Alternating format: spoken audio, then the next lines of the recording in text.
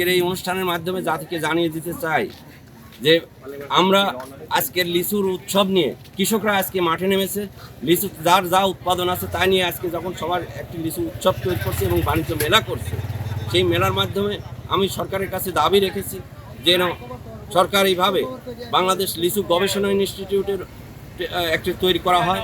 লিচু উৎসবকে বাস্তবায়নের লক্ষ্যে যেন একটি লিচু প্রক্রিয়াকরণ শিল্প তৈরি করতে হবে, যাতে এই যা উৎপাদন হয় তার 3 ভাগের 1 ভাগই নষ্ট হয়। এই উৎকৃষ্ট থেকে একটা বৃহৎ শিল্প করতে পারে, যে শিল্পের মাধ্যমে বাংলাদেশে লক্ষ লক্ষ মানুষের কর্মসংস্থান হবে এবং এই অঞ্চলের মানুষকে যেন অবমূল্যায়ন না করা হয়। তার জন্য এই লিচুকে যেন রাষ্ট্রীয় একটি ভালো অর্থনৈতিক দিক হিসাবে চিহ্নিত করা হয়। আমাদের এখানে এলাকা উৎপাদিত যে ফসল, বিশেষ করে এখানে লিচু না, এখানে আম, কাঁঠাল, লিচু এবং গাজর এবং আনারস বিভিন্ন রকম উৎপাদন হয়ে থাকে।